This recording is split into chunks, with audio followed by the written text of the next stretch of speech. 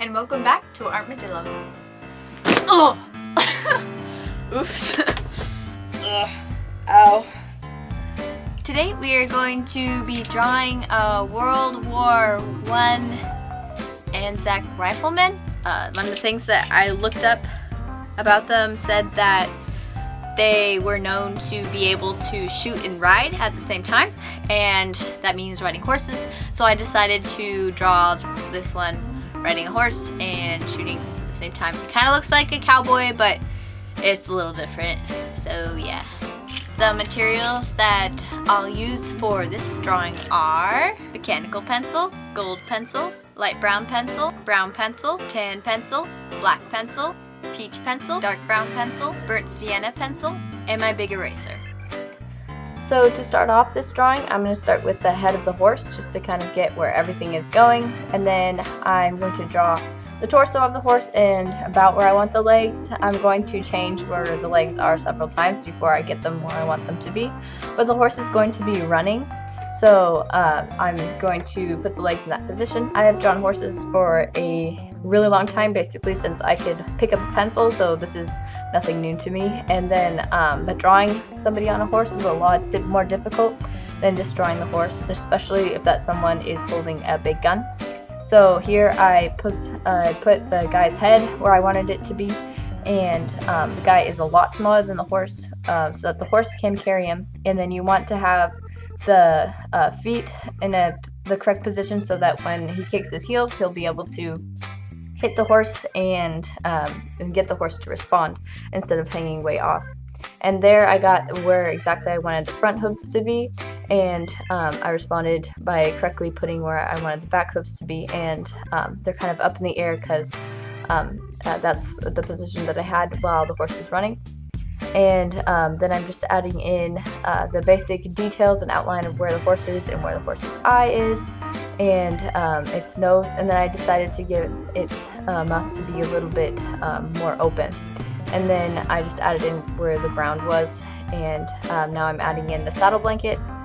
And now I'm doing some more details on the soldier and where his hat is and his eyes and neck. And then now I'm getting where his arm is holding the gun, the one hand on the trigger and then the other one holding it upright to keep it from falling over. And I will make the gun a little bit longer after I'm done with some of this.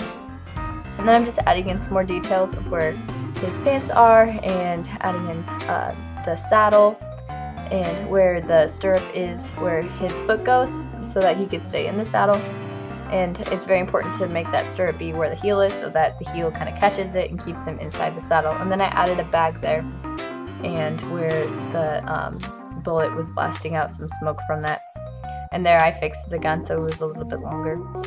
And then I got my Sharpie and just started outlining the horse and not outlining the things that I didn't need, but then adding a few more details, like right where the muscle was exactly on his chest and different details like that, just evening in where the hooves were and the different lines on its mane. And it has a short mane so it doesn't get in the way of the rider. And then I added in the saddle and his pants and the stirrup and that boot, and I just added in some different wrinkles there. And then I outlined his jaw and his nose and eyes, and now where his hair was, and now his hat. And these soldiers had a hat that was kind of like a cowboy hat, but it would be flipped up and buttoned on one side and the other side would stay down low. And so you have the side that's up facing toward you, and that's why it's so up. And now I'm just doing the barrel of the gun and that sharp thing that you can stab people with. And then I just added in some more lines where the muscles of the horse is. And now I got my eraser and just erased all of the pencil lines that I no longer need since I outlined it in my Sharpie. And then I just made it a little bit darker where the chin strap was and added in a few more details of where the fabric folded and wrinkled.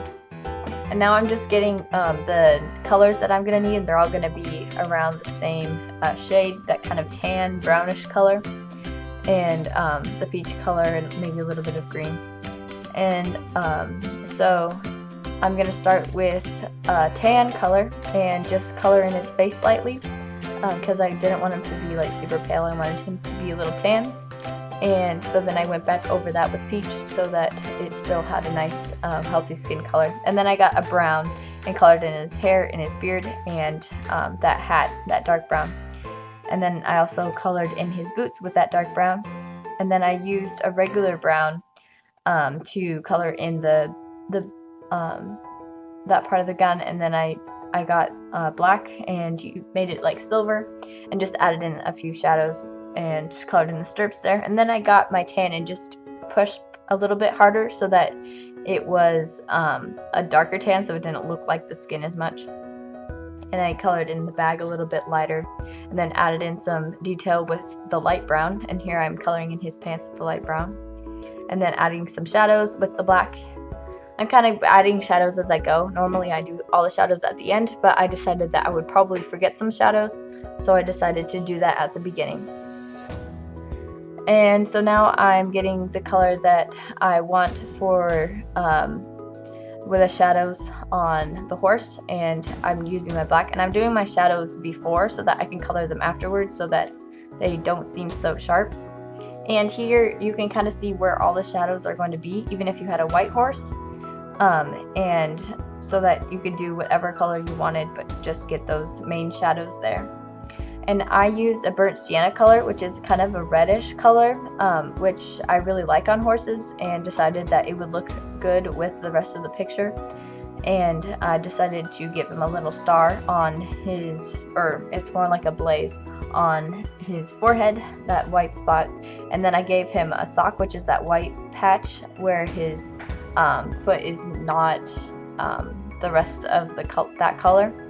And it's good to make those socks not all the same. You could if you wanted to, but I made the one on that leg a little bit shorter than the other one, and then the one on the leg behind it a little bit bigger.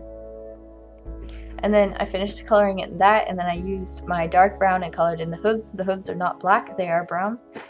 And then I used that same brown to color in his mane and forelock, and then his tail. And I colored it in pretty dark, especially dark around the top of the tail because the hair is more condensed there.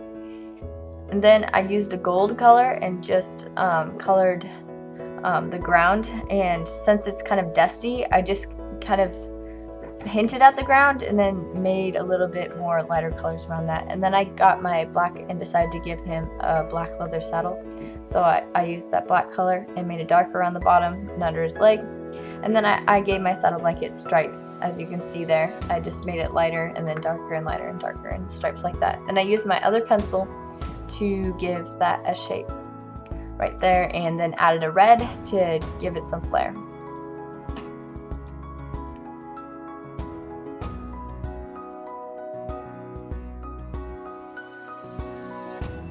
I got a job this week, working part-time for around 20 hours.